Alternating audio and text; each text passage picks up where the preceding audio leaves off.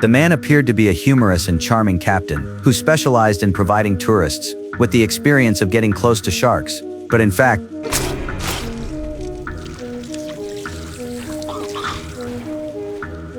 welcome aboard.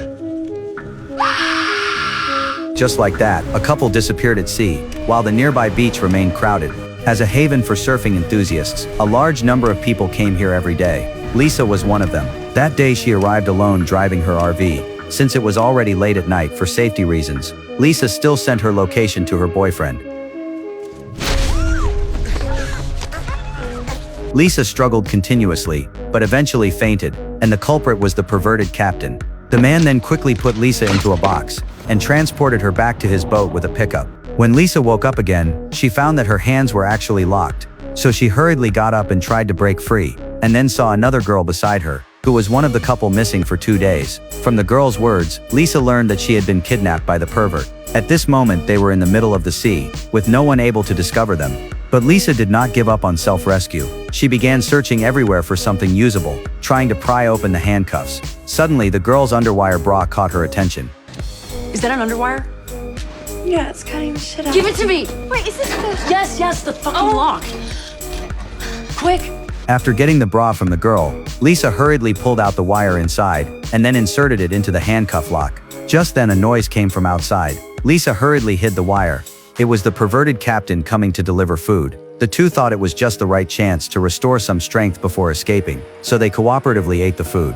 After the man left, Lisa started working on the lock again. But suddenly she felt dizzy. It turned out that the food had been drugged. In panic, Lisa accidentally dropped the wire onto the floor, and this was immediately noticed by the man entering the room. You're a fighter.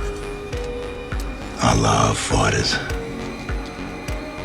Makes for a better show. When Lisa woke up again, she found herself on the deck. She looked around in terror, and saw the girl sitting with her head down, still bound with straps. The next second a blinding light suddenly turned on. The man leisurely opened a can of drink, then pointed the camera at the sea, as if he was waiting for something. When he heard movement in the water, he cut a lock of the girl's hair, then ignored their pleas and activated the switch, directly lifted the girl above the surface of the water. Soon a terrifying shadow appeared beneath her feet. Only then did the two realize the man intended to feed them to the sharks. Seeing the fins circling below, the girl lifted her legs desperately.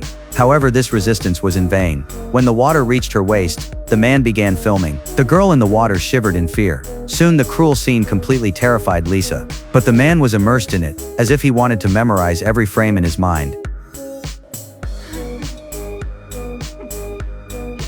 After filming, the man happily returned to the room, made a keepsake from the girl's hair, and stored it together with the recorded video. At this moment Lisa, who was locked up, had already realized that if she did not find a way to escape, she would soon also become shark food. At this time Lisa looked at the bucket used for excretion, and she suddenly thought of a way. As long as she broke the plastic handle on the bucket, it could become a self-defense weapon. Soon the man came to Lisa's room to make a move. Seeing that the sneak attack succeeded, Lisa quickly found the keys on the man, and successfully unlocked her handcuffs. At this moment Lisa discovered that the man seemed to be dead. Then she intended to go forward to look for the engine keys, but was grabbed by him. It turned out that the man was still alive, which scared Lisa into desperately escaping. Before she could climb upstairs, the man caught up, and then injected a drug into her thigh. After that Lisa escaped to the cockpit. She originally wanted to use the intercom to call for help, but there was no response. At this time the drug began to take effect, and Lisa could only force herself onto the deck, trying to seek help from nearby boats. Help! Help! Help!